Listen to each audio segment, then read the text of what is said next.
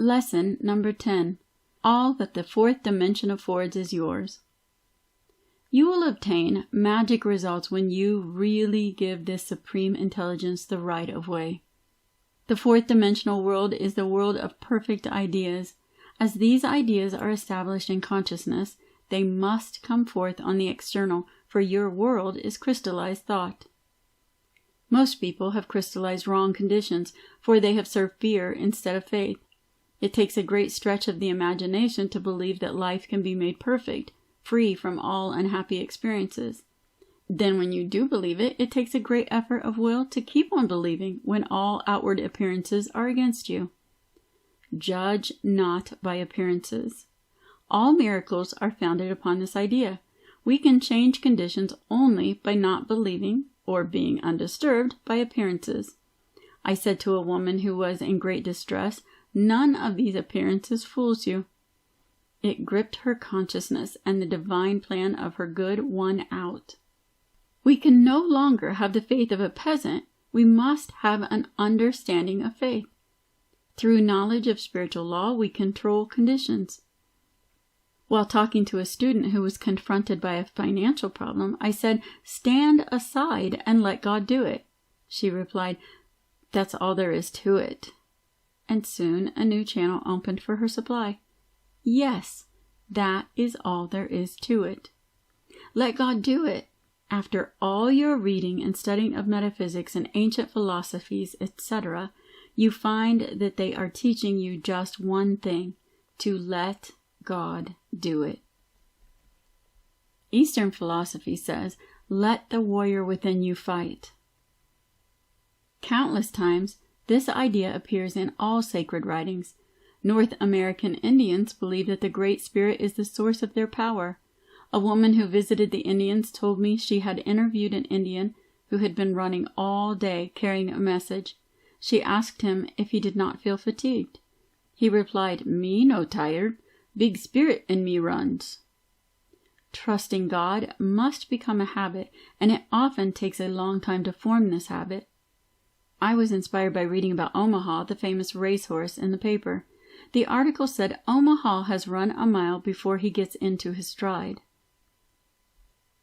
I said at one of my meetings, "There are a lot of Omahas in this room. You have not yet got into your spiritual stride, but I see you all winning your race in the twinkling of an eye." Often discontent keeps you from getting into your stride. You are dissatisfied with yourself and conditions.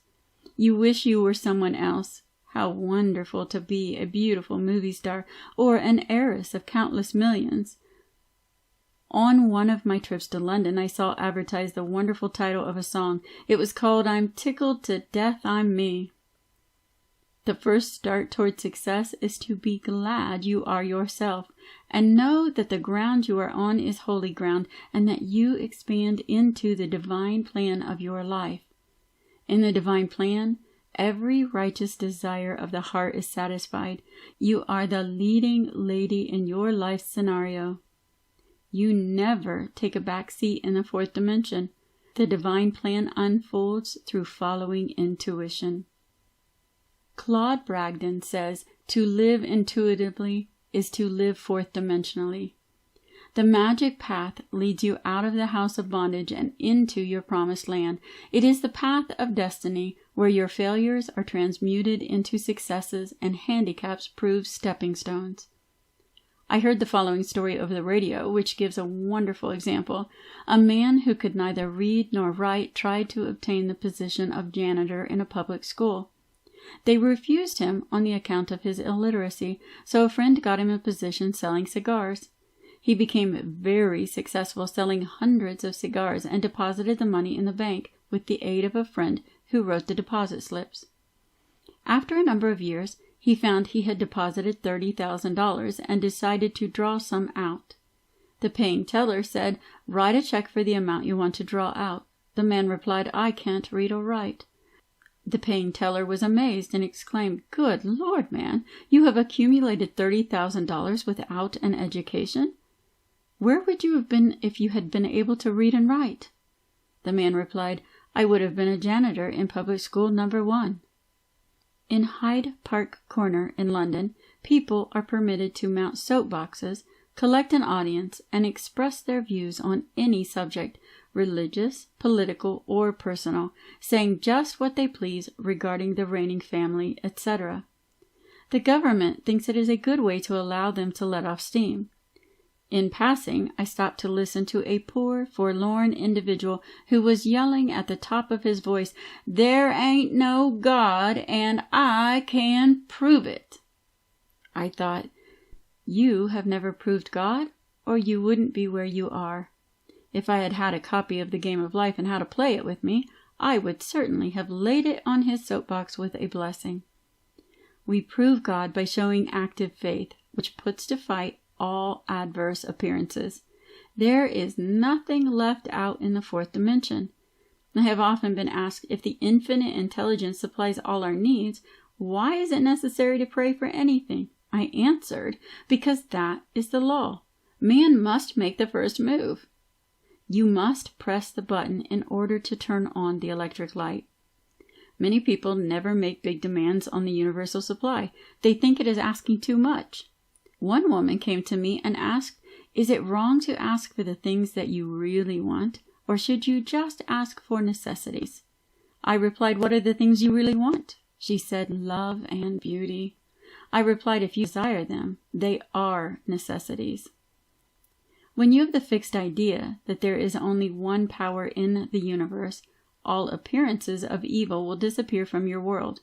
Trouble comes from a belief in duality, good and evil. In getting a demonstration, we must know that the infinite intelligence is the only power. Evil comes from man's vain imaginings. I was in a restaurant with a friend who spilled something on her dress. She was sure it would leave a stain. I said, "We will give it a treatment. Evil is unreal and leaves no stain." There was never the slightest stain left on the dress. You couldn't tell where the accident had happened. In the fourth dimension, evil has never been registered. It is only in your mind that the man experiences loss, lack, failure, sickness, sorrow, etc. Often people go through life resenting and disliking some particular person, thereby keeping the unhappy situation alive and harmful to mind, body, and affairs. A woman came to me full of resentment toward her niece. Whatever her niece did irritated her. She said, "All I can think about is how badly my niece cleans her silver." It seemed a trivial matter, but it was reacting on her in the form of rheumatism. I said, "Send her love and goodwill, and don't give her any advice. Let infinite wisdom illumine and direct her." Much to her surprise, her niece gave the silver a wonderful shine and changed in many ways. You will obtain magic results when you really give that supreme intelligence the right of way. The tide has turned to stay, for God has right of way. I gave this affirmation when I was speaking in California.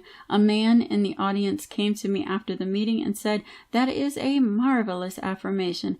I am an engineer, and I know what it means to have the right of way." Desire is a tremendous power and must be rightly directed. You may desire the wrong things and conditions. So to give the supreme intelligence right of you, you must say, "I desire only that which God desires through me." The wrong desire will fade out and be replaced by the right aspirations. As you look back, you will say, "Thank heaven I didn't get the things I desired so much when I was 18, or I wish I hadn't gotten the things I wanted at 22.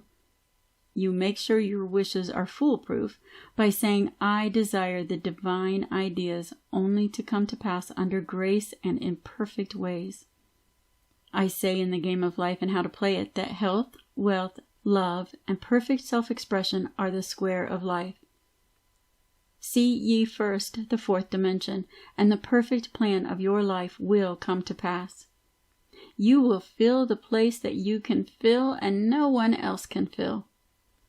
Righteous desires of the heart, no matter how extravagant or seemingly unattainable, will be added unto you. Ask, and it shall be given you. Seek, and ye shall find. Knock, and it will be opened unto you. Matthew 7:7.